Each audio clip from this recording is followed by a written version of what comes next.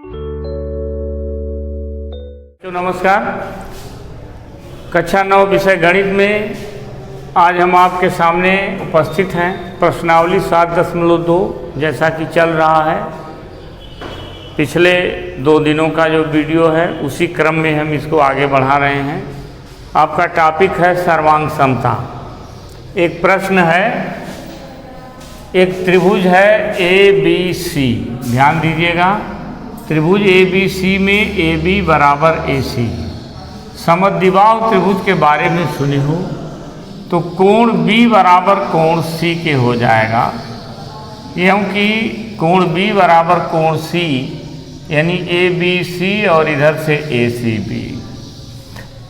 सीधे आपको नहीं दिया गया है, लेकिन जब यह समद्विबाहु त्रिभुज बता दिया गया तो AB भुजा AC भुजा के बराबर है, तो AB का सम्मुख कोण यह पूरा C, यानी जिसको हम BCE पूरा C आ जाएगा, ECB में पूरा, और इधर FBC में ये पूरा B आ जाएगा। हमको करना क्या है कि ये जो दोनों शीर्ष लंब हैं इनको बराबर सिद्ध करना है। तो जब हम प्रमाण देते हैं तो इसको लिखेंगे त्रिभुज BFC तथा त्रिभुज CEB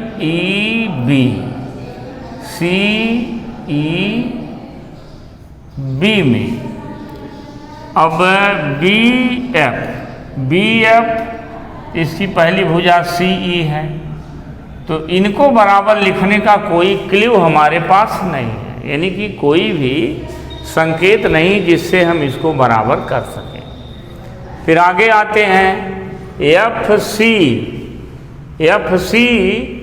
और EB दूसरी भुजा है, इसे तो हमें बराबर करना ही है, इसलिए हम इसको पहले बराबर नहीं लिख सकते।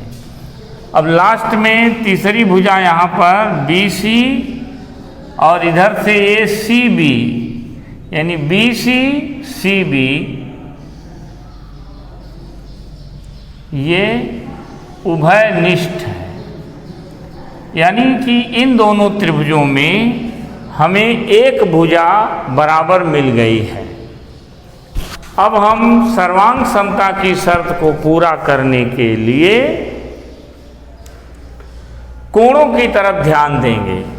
तो आप देखिए BFC पहला एंगल है, BFC यह CEB इक्वल हो जाएगा, और प्रत्येक समकोण, ये प्रत्येक समकोण दिया है या ज्ञात है, ये ज्ञात है। फिर आगे अभी हमने बताया कि जब यह AB और AC बराबर भुजाएं हैं तो इसका कोण BFC में कोण B जो हो रहा उसे आप लिख सकते हैं FBC बराबर ECB, और कारण बताएंगे समान भुजाओं के सम्मुख कोण है, सम्मुख समान भुजाओं के सम्मुख कोण हैं।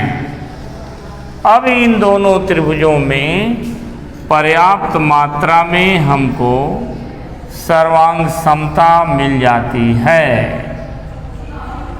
और एंगल साइड एंगल, दो कोण एक भुजा, इस त्रिभुज में 2 कोण और एक भुजा बराबर है। जब ये सर्वांगसम हो जाता है तो हमने बताया कि अब सभी संगत भुजाएं, इस त्रिभुज की सभी संगत भुजाएं इसके सभी संगत भुजाओं के बराबर हो जाएगी। तो अब देखिए FC बराबर EB, जिसे हम इस क्रम में भी लिख सकते हैं CF बराबर BE, शॉर्ट में हम CP CT बोलते हैं। यानी कि सर्वांगसम त्रिभुज के संगत अंग हैं।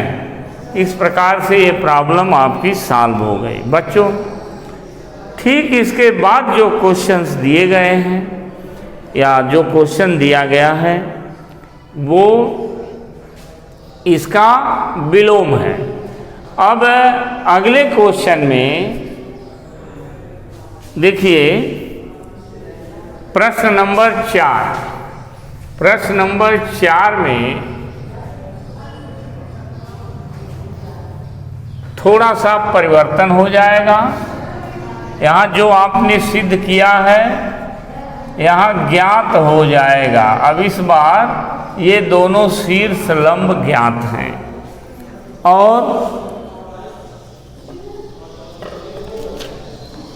ये दोनों शीर्ष लंब बराबर में ज्ञात हैं तथा हमें भुजाओं को बराबर करना है, AB बराबर AC।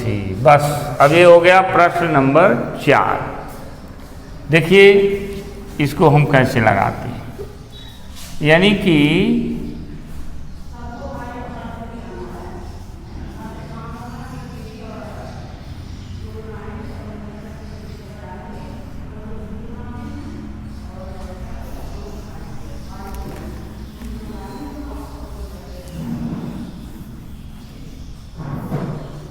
हाँ, अब हमें AB बराबर AC करना है।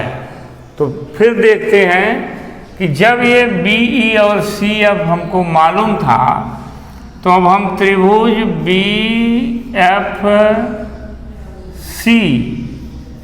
तथा त्रिभुज CEB में इस बार हमको FC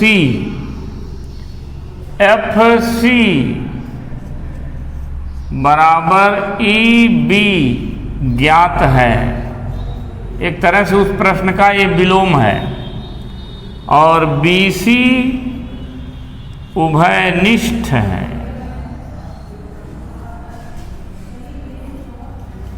BC उभयनिष्ठ भुजा है।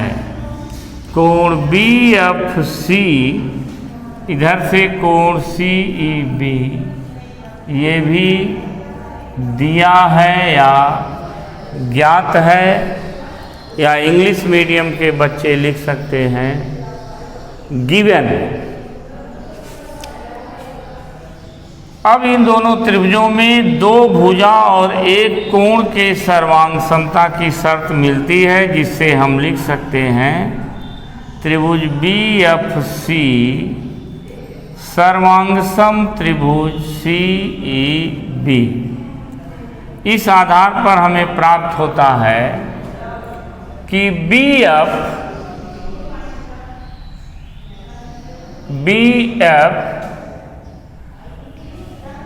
यानी FBC कोण FBC बराबर ECB। तो जो FBC है उसी कोण को हम ABC लिख सकते हैं। तो सेम एंगल डिनोट होगा हमारा वही कोण, यही कोण ABC ही FBC है। तो ABC बराबर कोण ACB। अब आगे लिखेंगे त्रिभुज ABC में यह संपूर्ण कोण ABC बराबर हो गया कोण ACB के। अतः कोण ABC की सम्मुख भुजा AC बराबर AB। कारण होगा कि समान कोण की सम्मुख भुजाएं हैं।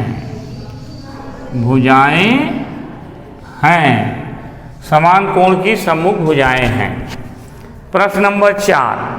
3 और 4 बिल्कुल एक दूसरे के विलोम क्वेश्चन थे बच्चों। इसमें 4 क्वेश्चन और बच रहा है, जिसे हम PDF के माध्यम से आप आसानी से समझ सकते हैं। केवल सर्वांग समता की शर्तों को लगाना है और पूरे प्रश्न में हमें सिर्फ ये समझना है कि क्या मुझे दिया गया है और उसके आधार पर हम क्या ज्ञात कर सकते हैं। बहुत बहुत धन्यवाद। मेहनत से पढ़िएगा। आपका दिन बहुत शुभ हो।